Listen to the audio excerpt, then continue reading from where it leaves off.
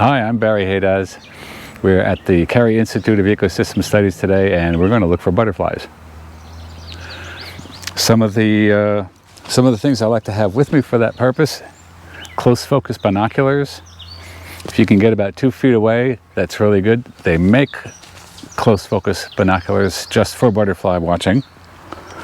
A camera with a good zoom is a really great tool, so you can get those. If you don't have a long time to study butterfly, if you can just get a good photo, then you can go to your books or online. These vests are really nice. You can carry plenty of water and field guides. The Golden Guide is a must-have. This is like my original. The cover is a little different now, but this covers butterflies, it covers moths, it shows you the adults, shows you the caterpillars, shows you their favorite foods. You can't beat that. You don't get that much in a big book. If this will get you close. It doesn't show you every single one there is, but this will get you close. So this is a really great place to start with. And if you want more detail, that's my favorite. There's plenty of others out there, but I like that one. Let's go see what we can find. So dirt roads are great places. You find a lot of butterflies, especially after the rain. They'll come and stop, and you'll see them at the edges of puddles or even just on the dry road itself. And it's not as much the moisture that they're looking for, but they're taking up salts and minerals. These are usually males, and this gets incorporated into the package when they mate. Here's some pearl crescents. Let's see if somebody sits down for us. Pearl crescents fly pretty low. They're not too fast. And again, this is where your close focus binoculars are really, really handy.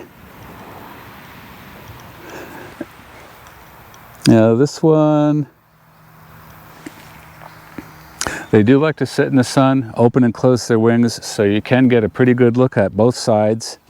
And that can be really helpful with chickier species. You really want to see both sides.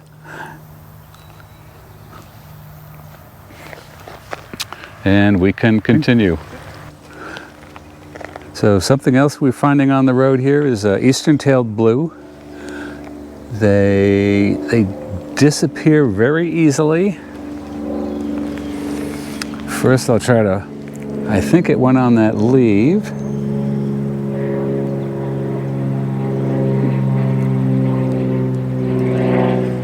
And there come,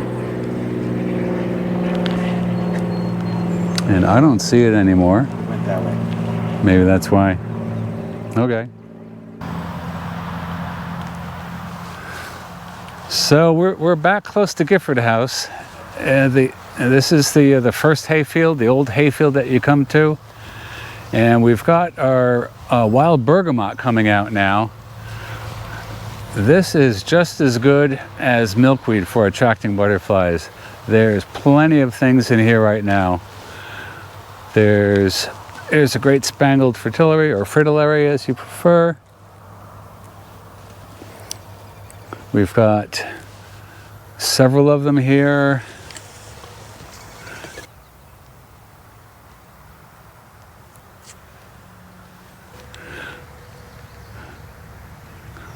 We've got, there's smaller skippers, we've got dun skippers. Here comes a snowberry clearwing. That's a moth, one of the sphinx moths. There's, you've heard of hummingbird moths or hummingbird clearwing. There's a whole group there with several different species.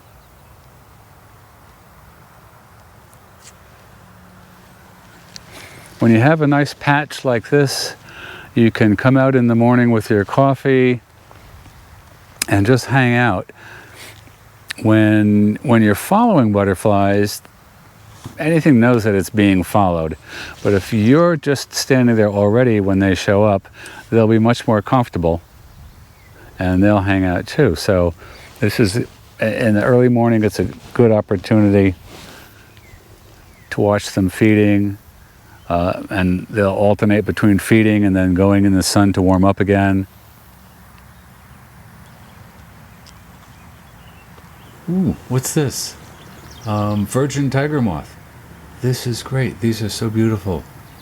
This one is obviously flying during the day. They also are active at night. You'll find them at porch lights. Let's see if we can get a closer look.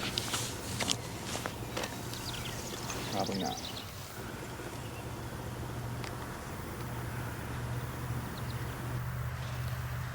Oh, we should probably be moving along now. So from the old hayfield, we're just coming to the sedge meadow trail, and up ahead we've got a sunny area. So that's a good place to slow down and start looking around.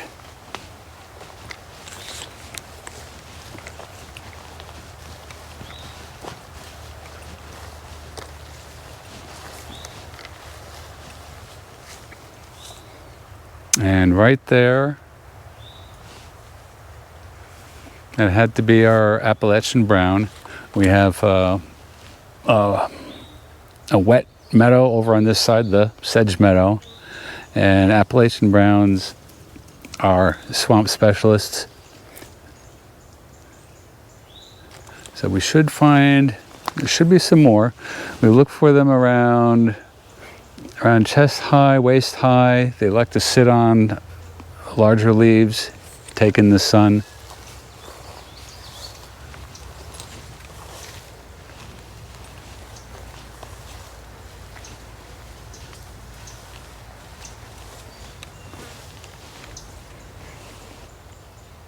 There goes one.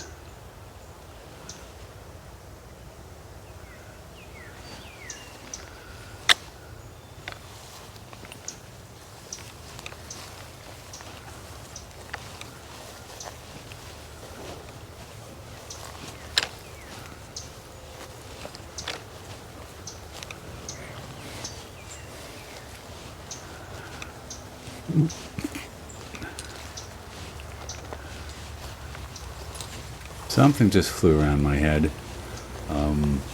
Northern pearly eyes fly higher than Appalachian browns.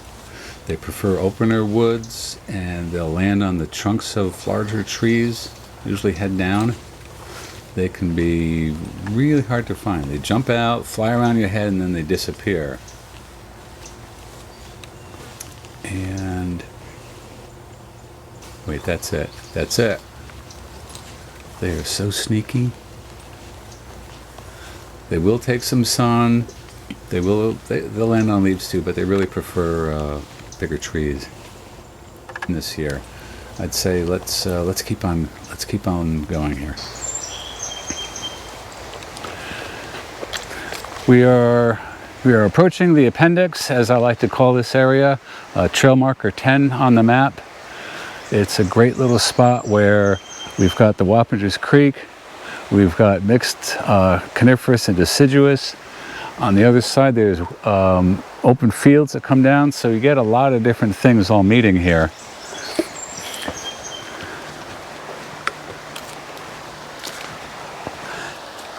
And here is a real cool specialist. This is not a butterfly.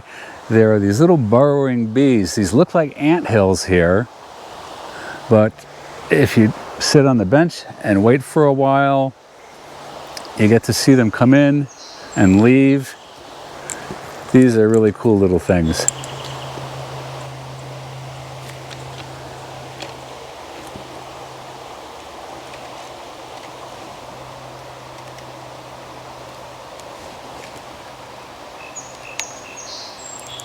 Now, if you don't have a lot of time to walk, say, the whole trail system, a great thing to do is just come straight down here from the Gifford parking lot. There's a bench. It overlooks the creek.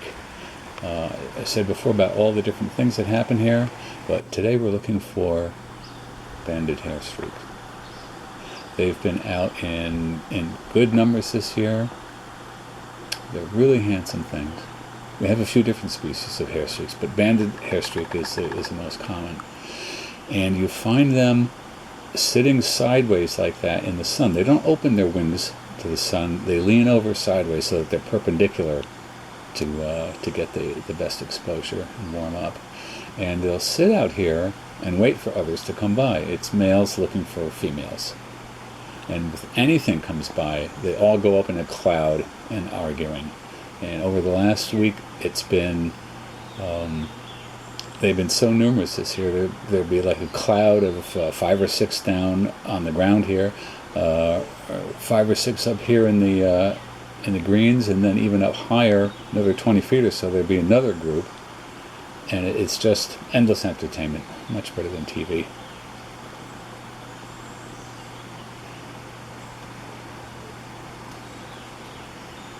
They crack me up.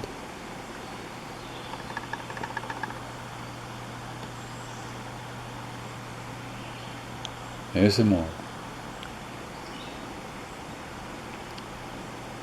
This is good here with the lighting. You've got a dark background and bright light shining on them.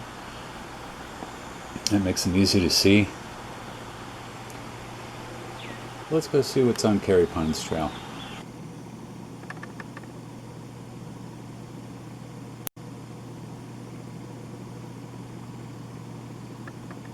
Well, there's not much on Cary Pines today. Let's see what's in the Fern Glen.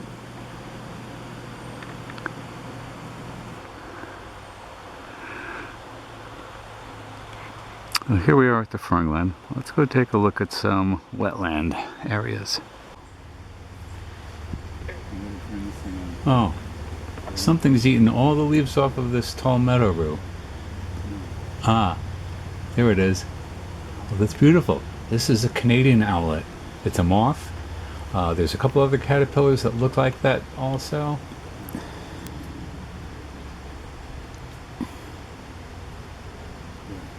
So here we are in the fen area. We've got poor fen. This is acidic.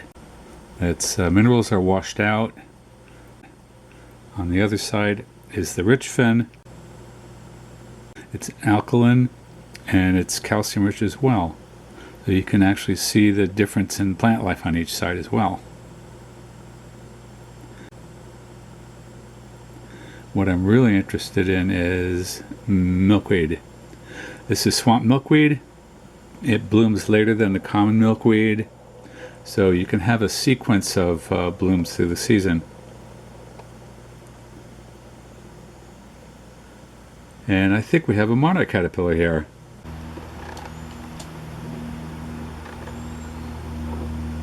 Oh, well, that's interesting. The frass, that's the technical term for insect poop. The frass is green from eating the leaves, or red from eating the flowers. That's interesting. I guess it makes sense. And there's an adult, just hanging out in the sun. It flew around once. It passed around the milkweed, but it settled on a goldenrod instead, just to catch some sun. Now this looks real fresh, not a scale out of place. This must be pretty recently hatched.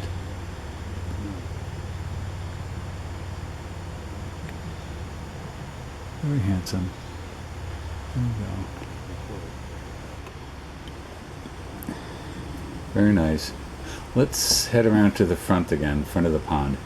We have painted turtle. Painted turtles are resident. There's frogs. Interesting is there's no fish. There is more swamp milkweed. Joe Pyeweed is just coming in. And look at this. This is a giant swallowtail. These, the map shows them all the way up to Canada, the range map, but they've always been more of a southern species, and it's only been the last few years that they've been showing up here, well, on a regular basis. You know, that yellow underside and the yellow body, you can see that across the field and know what you've got. Let's get a look at the top side if we can. There we go. The yellow against black on the top is really distinctive too. That's different from any other swallowtail. Nothing that big is going to have that pattern. Yeah, there's the top view. Good. That is, we don't have anything else like that around. Let's see what we can find farther up Lovelace.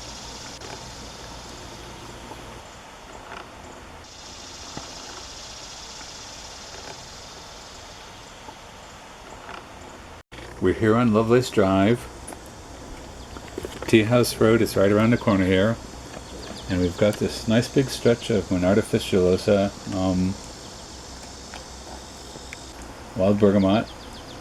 And I think I've said before, this is just as attractive as milkweed is to butterflies. We've got silver spotted skipper,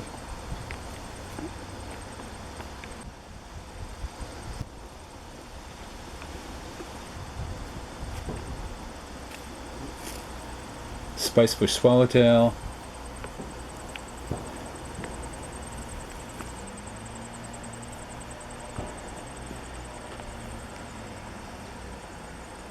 there's tiger swallowtail right there.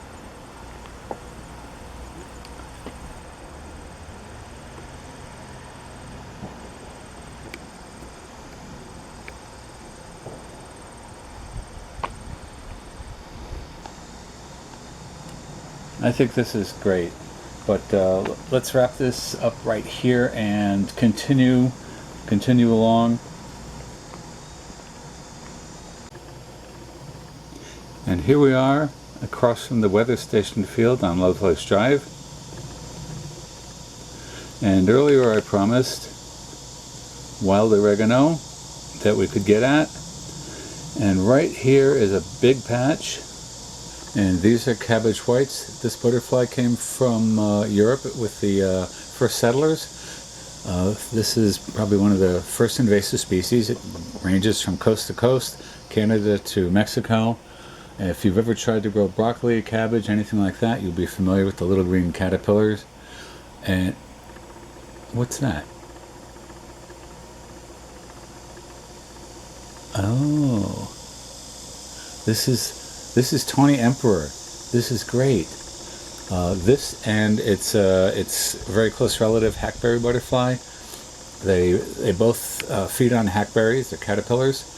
And I mentioned earlier about if you let butterflies come to you, you'll be amazed how approachable they are, or how approachable we are to them. This is licking salt from our sweat. What? What? Hello? No. I have audience with the emperor. No, really. Yes, I'll send you a selfie. Gotta go now. Talk to you later. Have we had enough fun for one day? Thanks for being here. I hope we can do this again, maybe in person next time.